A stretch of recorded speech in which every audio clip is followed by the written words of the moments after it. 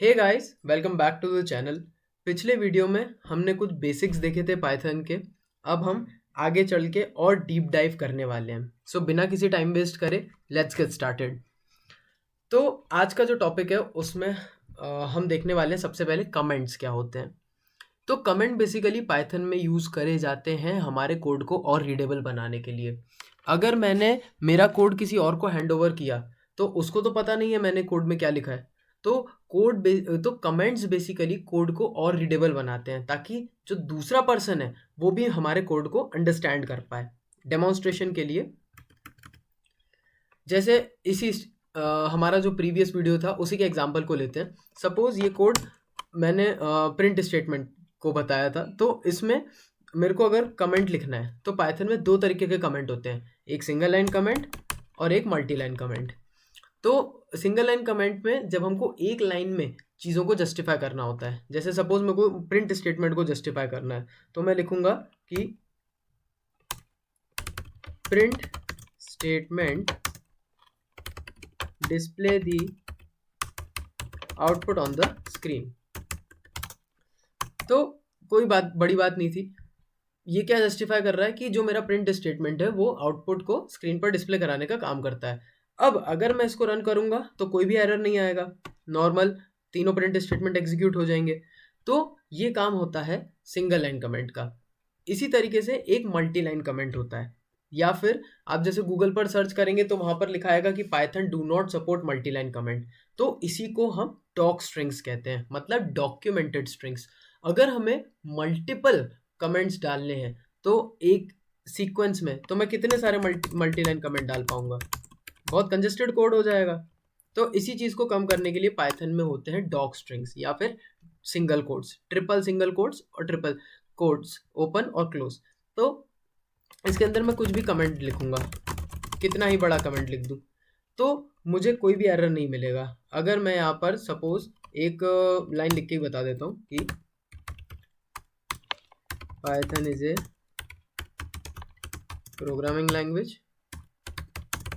It is also used in AI ML implementation।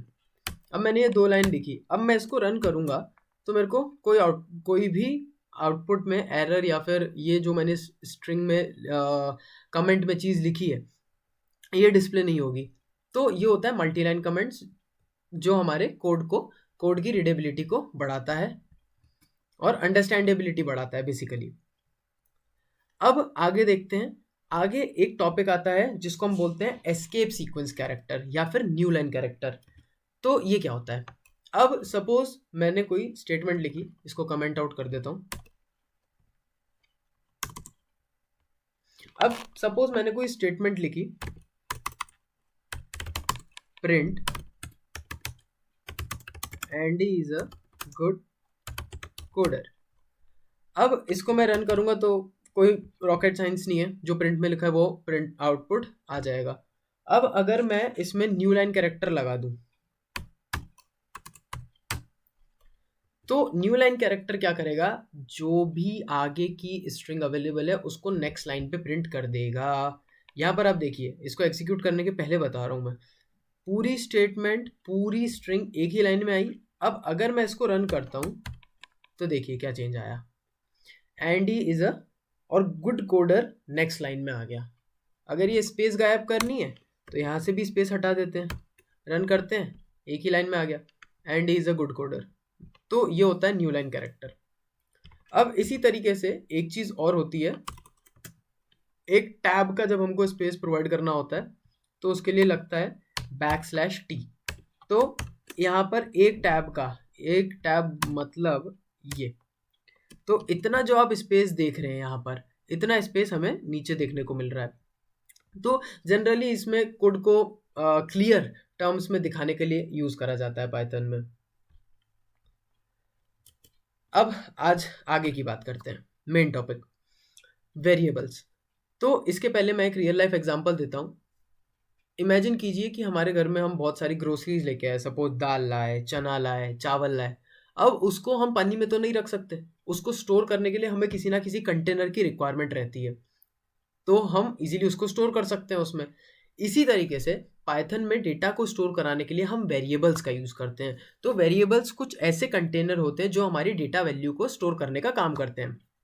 For example, suppose b is equal to 5, मतलब b नाम के variable को हमने 5 value assign कर दी, उसको प्रिंट करा तो आउटपुट 5 आ गया। चलिए इसको एग्जीक्यूट करके देखते हैं। एक न्यू फाइल जनरेट करूंगा वेरिएबल नाम से। अब वही एग्जांपल लेते हैं, b is equal to 5, b नाम के वेरिएबल को मैंने 5 वैल्यू असाइन करी।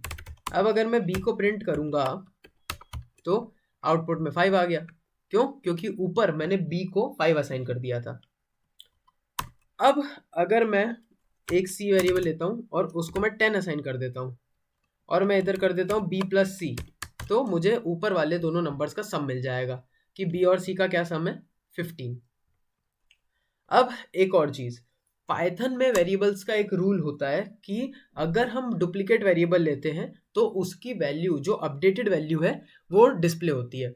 जैसे मैंने एक और c नाम से वेरिएबल ले लिया और उसको मैंने 100 वैल्यू असाइन कर दी और मैं अब प्रिंट करूंगा c को, तो ऐसे तो 2 c हैं, कौन सा वाला प्रिंट होगा, अपडेटेड c प्रिंट होगा 100। इस वाले को कमेंट आउट कर देता हूँ, कंफ्यूजन ना हो, 100। अब ऐसे ही अगर मैं एक और c को लूँ और उसकी वैल्यू सपोज 1020 देके उसको रन करूँ तो 1020 एज आउटपुट मेरे को देखने को मिलेगा। अब अगली चीज़, इसी जगह अगर मैं कोई वेरिएबल भी ऐड करना चाहूँ, सपोज मैंने c को कोई वेरिएबल दे दिया एंडी, सेव करा, रन करा, एंडी प्रिंट हो गया। अब यहाँ पर जैसे b और c को हमने सम करके देखा था, इसको भी सम करके देख लेते हैं। ट्रेस बैक एरर दे दिया, बोल रहा है अरे भैया करना क्या चाहते हो, जो ऊपर वाली चीज़ है वो इंटीजर है, इंटीजर के फॉर्मेट में, और जो नीचे वाली चीज़ है वो स्ट्रिंग के फॉर्मेट में है। तो ये एक अनसपोर्ट ऑपरेंड है। कभी भी किसी भी प्रोग्रामिंग लैंग्वेज में हम स्ट्रिंग को नंबर्स के साथ ऐड नहीं कर सकते, लेकिन मल्टीप्लाई ज़रूर कर सकते हैं। कैसे?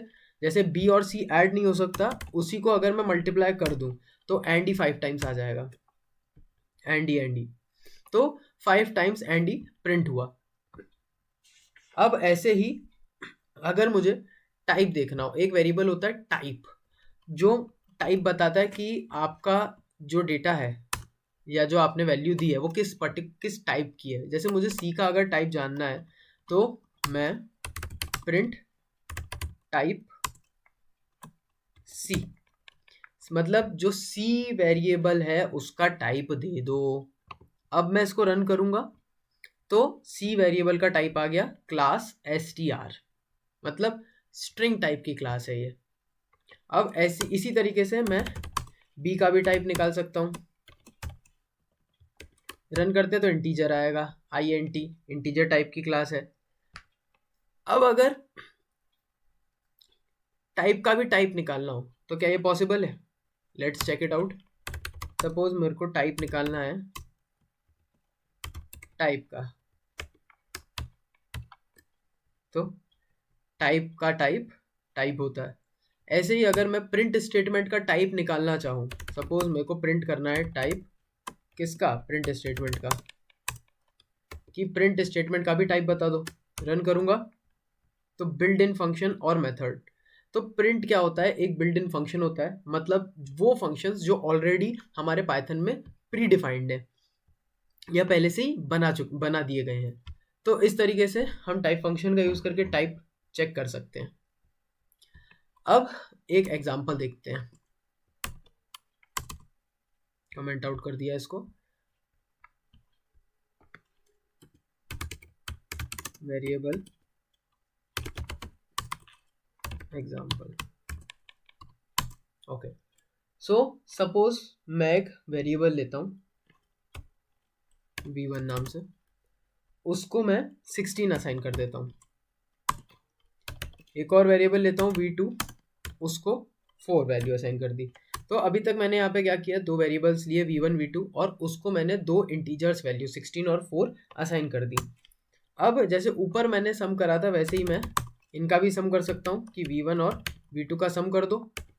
रन करूँगा 20 आ जाएगा, कोई बड़ी बात नहीं है। अब अगर मैं इसका फॉर्मेट चेंज करना चाहूँ तो मैं इसका फॉर्मेट चेंज भी कर सकता हूँ। जैसे अगर मैंने इसको दिखाया, चेक करके देखते हैं क्या होता है। अगर मैंने दोनों को जस्टिफाई कर दिया कि ये दोनों स्ट्रिंग है, v1 और v2 स्ट्रिंग है, तो मुझे 164 देखने को मिलेगा। मतलब स्ट्रिंग में क्या होता था, एज इट इज़ हमारे जितने भी कैरेक्टर्स थे वो आ जाते थे। ऐसे ही इसमें एज इट इज़ जो भी नंबर लिखा था, पहले लिखा था v1 में 16 या फिर 16, और उसी में जुड़ गया 4। तो इस तरीके से हम दो स्ट्रिंग्स को, दो वेरिएबल्स को ऐड ऑन कर सकते हैं। वापस से इंटीजर कर देते हैं इसको, या ये तो बाय डिफ़ॉल्ट इंटीजर ही है, तो इसमें ज़्यादा कुछ चेंज करने की रिक्वायरमेंट नहीं है। 20 आ गया। अब मैं स्ट्रिंग्स को, मतलब नंबर्स को हम ऐड कर सकते हैं, लेकिन नंबर्स को स्ट्रिंग के साथ ऐड ऑन नहीं कर सकते। उसके लिए हमें लगता है मल्टीप्लिकेशन। तो मैंने लिखा q is equal to suppose hello, और उसके बाद मैंने r लिया, उसमें या हम r नहीं लेते, हम सिंपली क्या करते हैं, इसको प्रिंट कराते हैं कि प्रिंट 100 मल्टीप्लाई q, 100 बार हेलो प्रिंट हो गया। अब इतना बार बार मैं स्क्रॉल करूं, थोड़ा सा लेजी हो जाता है, तो इसके लिए मैं यहाँ पर न्यू लाइन कैरेक्टर लगा सकता हूँ। अब रन करूँगा तो ये हेलो 100 टाइम्स प्रिंट हो जाएगा। मतलब हमारे लिए तो कितनी बड़ी चीज़ हो गई लिखना, लेकिन पाइथन ने फ्रैक्शंस ऑफ सेकंड में 100 टाइम्स हेलो प्रिंट करके दे दिया। So what I mean to say is, हम नंबर्स को ऐड कर सकते हैं, मल्टीप्लाई कर सकते हैं, लेकिन नंबर को स्ट्रिंग से ऐड नहीं कर सकते। उसको हम केवल मल्टीप्लिकेशन ऑपरेटर का ही यूज़ कर सकते हैं। आगे आने वाली वीडियोस में कुछ और अच्छे टॉपिक्स देखेंगे। Thank you so much guys for watching this video, and I will see you next time.